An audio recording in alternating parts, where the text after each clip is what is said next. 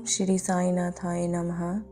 श्री साई सच्चरित्र अध्याय 8 मानव जन्म का महत्व।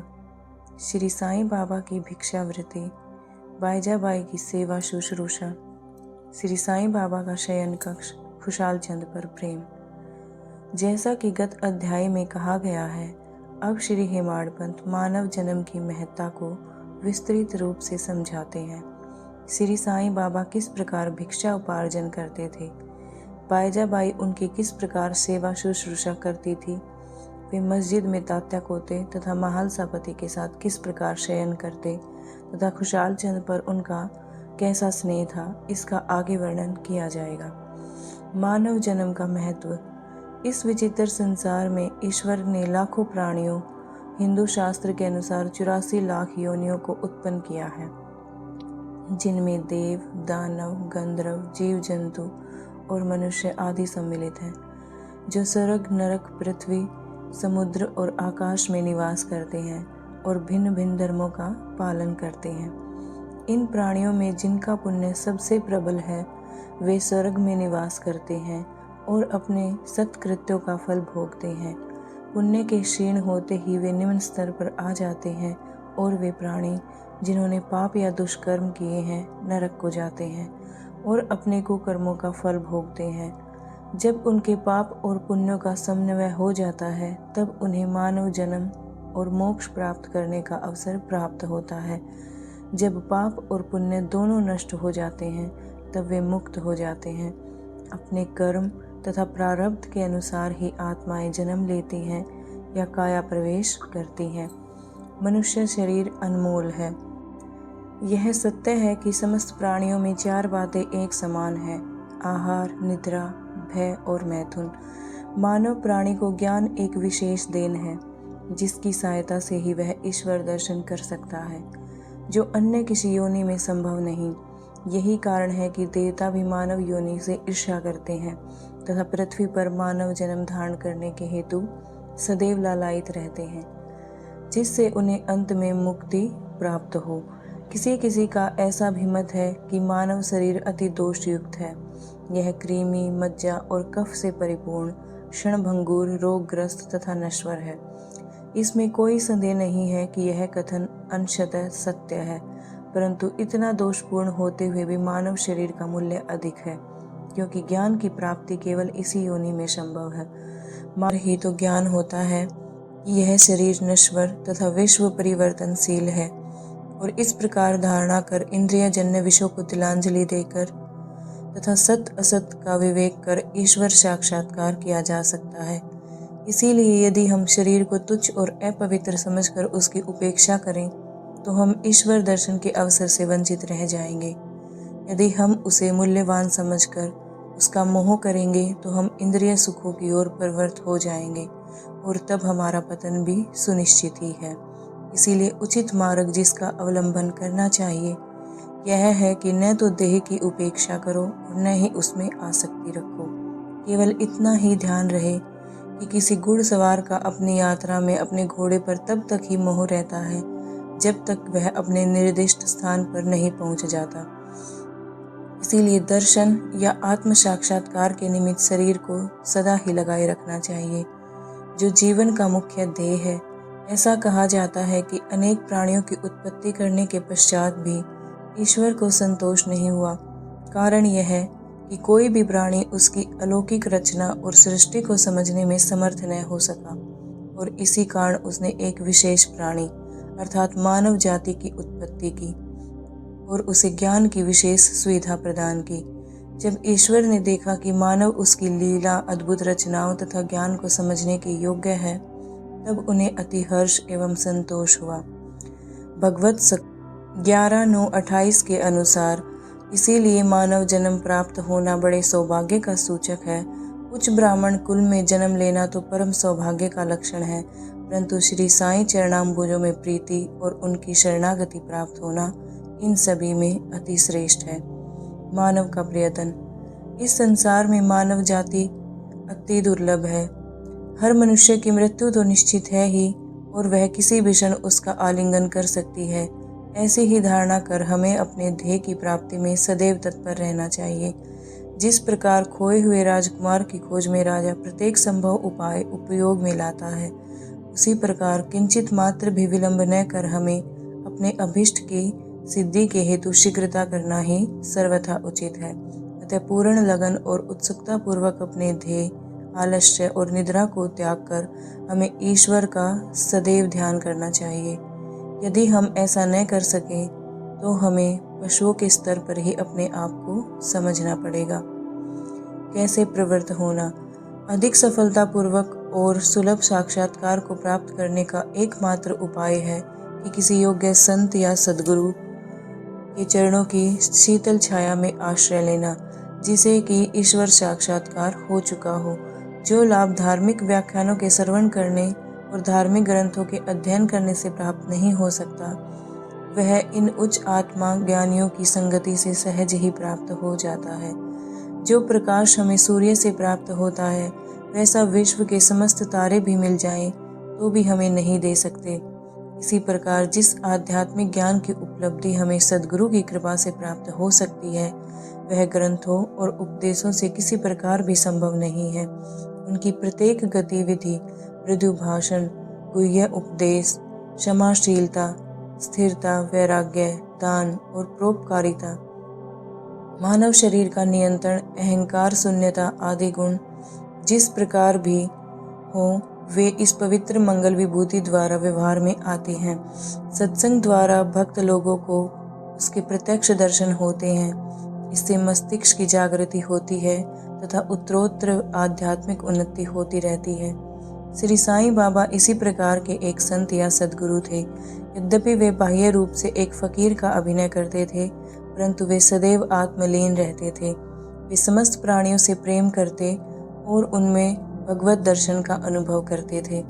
सुखों का उनको कोई आकर्षण न था और न ही वे आपत्तियों से विचलित होते थे। उनके लिए अमीर और फकीर दोनों ही एक समान थे। जिनका उपार्जन किया जा सके वह कार्य इस प्रकार थे। श्री साईं बाबा की भिक्षावृत्ति। शिरडी वासियों के भाग्य की कल्पना कौन कर सकता है, जिनके द्वार पर स्वयं पर ब्रह्म भिक्षुक के रूप में खड़े होकर पुकार करते थे, ओ माई, एक रोटी का टुकड़ा मिले, और उसे प्राप्त करने के लिए अपना हाथ फैलाते थे। एक हाथ में वे सदा टमरेल लिए रहते तथा दूसरे में एक झोली।